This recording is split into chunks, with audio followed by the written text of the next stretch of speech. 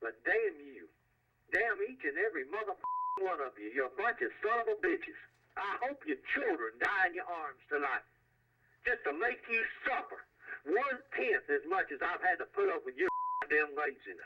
Buncombe County Democratic officials say they feel threatened after receiving that phone message and another Wednesday morning. It was left by Sam Slappey, a registered Republican from Candler. He was an angry man. He may still be. Democratic Party officials hung Slappey's picture on their door that Asheville police gave them after police questioned Slappey. He said he did, in fact, feel regret and remorse for some of the things that he said, and that if he had to do all over again, that he would not make some of those statements. And this is not the first time Sam Slappey has apparently had a run-in with someone. Things are so bad between he and his neighbor, they have literally drawn a line between their two properties. Off the wall, lunatic. He's gone, I don't know, he's just crazy. Mike Royer is Sam Slappey's neighbor. He says Slappey has made many threats against his family in person and in writing, and even signed them. I'm not breaking down for any damn liberal Sam and Slappey. Royer says over the years, Slappey has accused his family of theft and trespassing and even took him to court. Do you feel threatened by him? Me, I don't. My family, yes. My wife does. My kids, yeah. We even tried to talk with Slappey at his home, but he drove away when he saw our camera. Meanwhile, Democratic officials are hoping this is the last time they hear from Slappey. Don't you worry. I'm going to be calling back a lot more.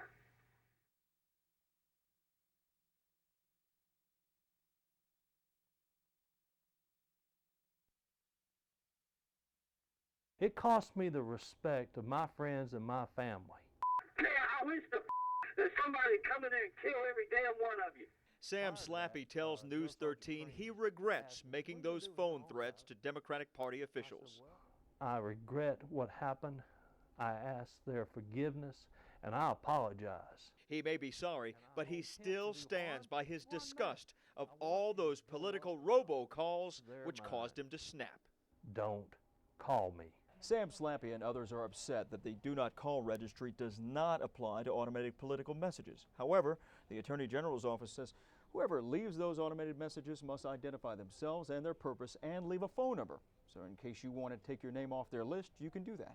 Ellen Serino of Canton says the National Republican Party is calling her. If he, Schuler, isn't responsible enough to pay his own taxes on time, we can't trust him with our hard-earned tax dollars in Congress. But here's the problem. There's no identification on the caller ID. It's all zeros, and they do not leave a telephone number. And that means Ellen and others will just have to suffer through these disruptions. They are invading my privacy, forcing me to stop what I'm doing to listen to their spiel about what they don't like about the other candidate.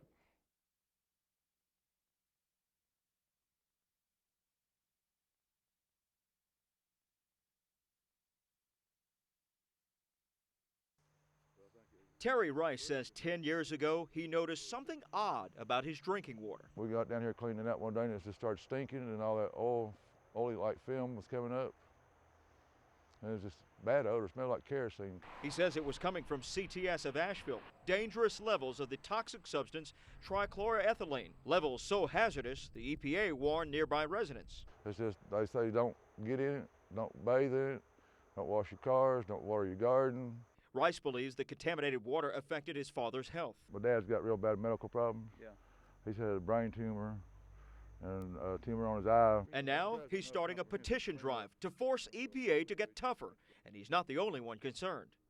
21 years since CTS of Asheville has shut down. It's an abandoned building, shattered glass, graffiti all over. For years, state and federal authorities have been testing and cleaning up toxic chemicals here. But now one local environmental group wants more done and is wondering if nearby residents are still in danger. Well, there's lots of toxic chemicals on site that are leaching out actually at an accelerated rate. The group Riverlink says CTS should do more than just install this device to remove vapors from the soil.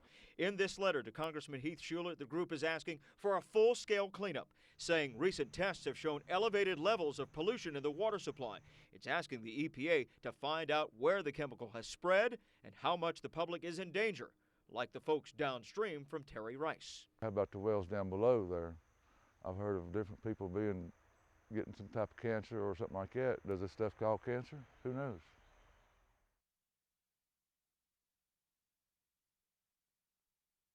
Where do you want to sample next? Okay, let's head up towards the first spring.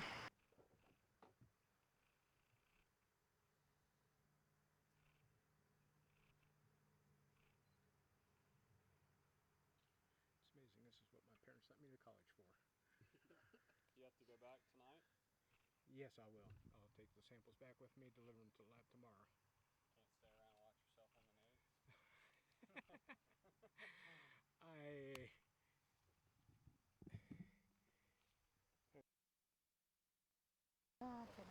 Packed with test tubes and a notepad, state environmental officials were back to sample water in this stream, still believed to be contaminated by a highly toxic substance, trichloroethylene. We will probably see some kind of contamination from the springs here. And they were not the only ones doing the testing and asking tough questions. What's your feeling? Is there a pool of contaminant up there that's contained, or is it in some kind of mechanical device like a tank or I don't have enough information to make a guesstimate on that. Barry Durand is a friend of nearby residents. My concern is that the point source, and an undiscovered point source, is still up there, and it's perhaps now just beginning to leach out and rupture. A rupture from this plant, CTS of Asheville, which for years has leaked dangerous levels of TCE. It's very much like mercury in the sense that it doesn't mix well with water and attracts to itself. It will form a concentrated pool and form a localized area of contamination. Affecting not only neighbors here, but others downstream. If it did get downstream to a significant point, in this case to Robinson Creek, and then further down to Cane Creek, which is a fishery, that would then be a concern. A big concern. But state officials say let's wait until after test results are released before pushing the panic button. At this point in time, I don't think anybody in the area should feel threatened. And that worries residents who think these new tests are only being done to pacify the public into thinking there's no danger and avoid the real solution here, a full-scale cleanup at CTS. That's how the community can avert a very dangerous situation, is to get it at the point source. Every ounce that you capture is worth its weight in gold.